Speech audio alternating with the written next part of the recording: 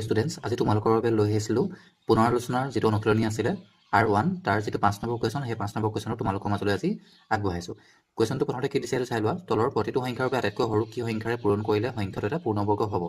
এই সংখ্যাটোৰ লগত এনেকুৱা কি সংখ্যা পূৰণ কৰিলে এইটো সংখ্যা এটা পূৰ্ণবৰ্গ সংখ্যা হ'ব বা এটা বৰ্গ সংখ্যা হ'ব, সেইটো আমাক উলিয়াবলৈ কৈছে। এতিয়া যিটো দি থোৱা আছে কুৱেশ্যন 15225, বুজি পালা? 1525 এই সংখ্যাটো বৰ্গ সংখ্যা নহয়, গম পালে? আমি এনেকুৱা এটা নাম্বাৰ ইয়াৰ লগত পূৰণ কৰিব লাগিব যিটো সংখ্যা পূৰণ কৰিলে এইটো এটা বৰ্গ সংখ্যা হৈ পৰিব, বুজি পালা? এতিয়া সেইটো কৰিবৰ কাৰণে আমি প্ৰথমতে কি কৰিব লাগিব, এইটো যিটো সংখ্যা আমাক দি থোৱা আছিলে এই সংখ্যাটো আমি চুটিহৰ নিয়মেৰে হৰণ কৰি উৎপাদককেইটা উলিয়াব লাগিব, বুজি পালা? এতিয়া প্ৰথমতে আমি উৎপাদক উলিয়াই লওঁ। চাবা, এতিয়া এই সংখ্যাটোৰ একক ঘৰত কি আছে? 5 আছে। যেতিয়া 5 থাকিব তেতিয়া সদায় কিহে হৰণ কৰিব লাগে? আমি 5ৰে হৰণ কৰিব লাগে, বুজি পালা? এতিয়া 5ৰে যেতিয়া আমি হৰণ কৰিম কি হ'ব? 15টো ধৰিব লাগিব, কাৰণ 1টো সৰু হয়, সেইকাৰণে আমি 15টো ডাইৰেক্ট ধৰিম, বুজি পালা? এতিয়া 5এ 15 কেইবাৰ যাব? 3বাৰ যাব, কাৰণ 5 3 গুণ 15। এতিয়া যিহেতু 5এ 2ক হৰণ নাযায়, যাৰ কাৰণে আমি এই 25টো গোটেইটো ল'ব লাগিব। গোটেইটো লোৱাৰ কাৰণে কি হ'ব? মাজত এটা 0 বহিব, বুজি পালা তোমালোকে? এতিয়া 25টো 5এ কিহে যাব? 5 5 গুণ 25, বুজি পালা? এতিয়া আকৌ একক ঘৰত 5 ওলালে, তেতিয়াহ'লে আকৌ 5বাৰ যাব। 5এ 30 কেইবাৰ যাব? 6বাৰ যাব। 5 6 গুণ 30। এতিয়া আকৌ 5এ 5ক কেইবাৰ যাব? এবাৰ যাব, বুজি পাইছা? এতিয়া 61টো যিহেতু এটা মৌলিক সংখ্যা হোৱাৰ কাৰণে এইটো বেলেগ কিহেও হৰণ নাযায়, সেইকাৰণে 61এ এবাৰ যাব। 61 এগুণ 61, বুজি পালা? এতিয়া আমি কি কৰিম? এইটো আমি ইয়াত লিখিব লাগিব। যিকেইটা উৎপাদক ওলাইছিলে সেইকেইটা উৎপাদক আমি ইয়াত লিখিম। কি ওলাইছিলে? 5 × 5 × 61। এতিয়া চোৱা, পূৰ্ণবৰ্গ হ'বলৈ কাৰণে কি হ'ব? সদায় আমি দুটা দুটাকৈ জোৰ বনাব লাগে। এতিয়া ইয়াত দুটা দুটাকৈ জোৰ বনিছে জানো? নাই বনা, কাৰণ ইয়াত চোৱা 5টো জোৰ হিচাপে বনিছে, কিন্তু 61 জোৰ হিচাপে বনা নাই, কাৰণ আৰু এটা 61 ইয়াত লাগিছিলে। তেতিয়াহ'লে আমি আৰু এটা 61 ইয়াত পূৰণ কৰিব লাগিব, তেতিয়াহে কি হ'ব? এইটো 61ও জোৰ হিচাপে বহিব, বুজি পালা? এতিয়া যিহেতু 61 ইয়াত কমি আছে, সেইকাৰণে আমি কি লিখিব পাৰোঁ? 1525 সংখ্যাটো এটা পূৰ্ণবৰ্গ হ'বলৈ বা পাৰফেক্ট স্কোৱাৰ হ'বলৈ 61এৰে পূৰণ কৰিব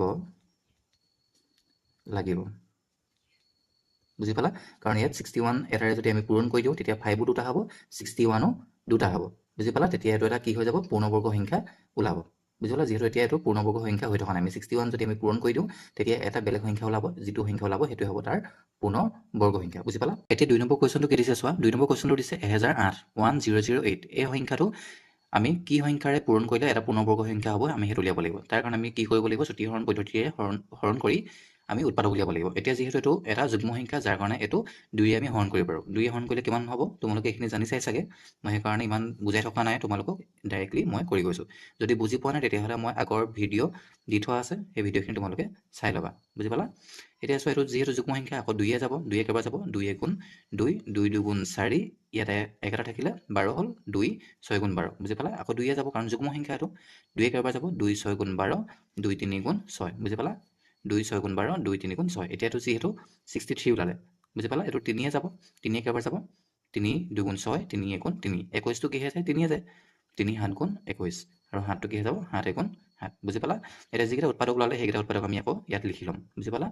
2 পূৰণ 2 পূৰণ 2 পূৰণ 2 পূৰণ 3 কেইটা আছে? দুটা আছে। 3 দুটা, আৰু 7 এটা আছে, বুজি পালা? এতিয়া এইকেইটা আমি কি বনাব লাগে? পেয়াৰ বনাব লাগে, তাৰমানে জোৰ বনাব লাগিব। 2 দুটা, এইটো 2 জোৰ বনিলে, এইটো 2ও জোৰ হ'ল, এই 3টো দুটা হিচাপত জোৰ বনি আছে। এতিয়া 7টো কি হৈছে? জোৰ হিচাপে বনা নাই, কাৰণ আৰু এটা 7 হোৱা হ'লে এই 7টো জোৰ হিচাপে বনিলেহেঁতেন, তেতিয়াহ'লে আৰু এটা আমি 7 পূৰণ কৰিব পাৰিলোহেঁতেন। এতিয়া 7টো আমাৰ ইয়াত নাই, আৰু এটা 7 নাই, তেতিয়াহ'লে আমি কি লিখিব লাগিব? 1008 সংখ্যাটো এটা পূৰ্ণবৰ্গ হ'বলৈ হ'লে 7এৰে আৰু এটা যিটো 7 হ'ব, আমি আৰু এটা 7 যিটো পূৰণ কৰিব লাগিছিলে সেই 7টোৰে পূৰণ কৰিব লাগিব, বুজি পালা? পূৰণ কৰিব লাগিব, বুজি পালা? তাৰমানে তোমালোকে চাবলৈ গ'লে যিটো সংখ্যা কমি থাকিব, ইয়াত 7টো কমি আছে, তেতিয়াহ'লে সেই 7টোৱে আমি পূৰণ কৰিব লাগিব। তোমালোকে সেইটো বুদ্ধি মনত ৰাখিলে হ'ল। ইয়াত কি হৈ আছিলে? 61 এটা কমি আছিলে, তেতিয়াহ'লে আমি 61এৰে আকৌ পূৰণ কৰিব লাগিব, বুজি পালা? খেলটো তেনেকুৱা হয়। এতিয়া তোমালোকে এইটো লিখি ল'ব পাৰিবা। এতিয়া তোমালোকে 3 নম্বৰ কুৱেশ্যনটো চোৱা। 3 নম্বৰ কুৱেশ্যনটো দি থোৱা আছে 2028, 2028। এই সংখ্যাটো আমি আকৌ একেধৰণে কৰিব লাগিব। চোৱা, 2028, এতিয়া 2য়ে হৰণ কৰা, কাৰণ যুগ্ম সংখ্যা 2য়ে হৰণ কৰিব পাৰি।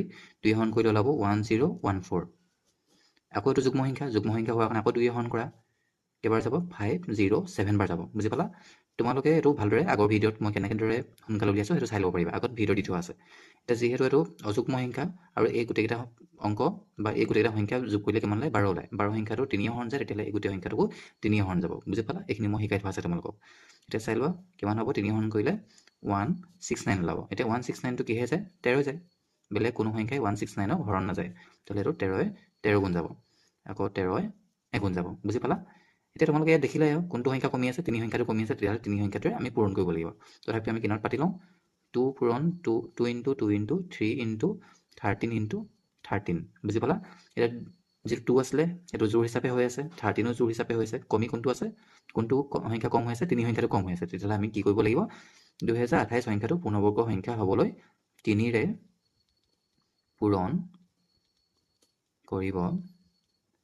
লাগিব আমি তেনেকৈ লিখিব পাৰোঁ বুজি পালা এতিয়া তোমালোকে চোৱা 4 নম্বৰ কুৱেশ্যনটো কি আছে 768 এই সংখ্যাটো আমি প্ৰথমতে আকৌ চুতীয়ৰ নিয়মেৰে উৎপাদকখিনি উলিয়াই ল'ম বুজি পালা এতিয়া যিহেতু এইটো যুগ্ম সংখ্যা তেতিয়াহ'লে 2 ডিভাইড যাব 2 কেইবাৰ যাব 384 আকৌ 2 ডিভাইড যাব কাৰণ যুগ্ম সংখ্যা 2 কেইবাৰ যাব 192 আকৌ যাব 2 96 আকৌ যাব 2 কেইবাৰ যাব 48 বাৰ যাব আকৌ 2 যাব কেইবাৰ যাব 24 বাৰ যাব আকৌ 2 যাব 12 বাৰ আকৌ 2 যাব 6 বাৰ আকৌ 2 যাব 3 বাৰ আকৌ 3টো কেইবাৰ যাব এবাৰ যাব বুজি পালা এতিয়া গোটেইকেইটা উৎপাদক আমি ইয়াত লিখিম বুজি পালা এতিয়া চোৱা 2 কেইটা আছে 1 2 3 4 5 6 7 8 8টা আছে 2 লিখি দিয়া 8টা 2 পূৰণ 2 পূৰণ 2 পূৰণ 2 পূৰণ 2 2 2 2 আৰু 3 এটা আছে এতিয়া কোনটো সংখ্যা কম হৈ আছে 3 সংখ্যাটো কম হৈ আছে কাৰণ 2 দুটা মিলি আছে এই দুটা মিলি আছে এই দুটা মিলি আছে এই দুটা মিলি আছে তেতিয়াহ'লে 3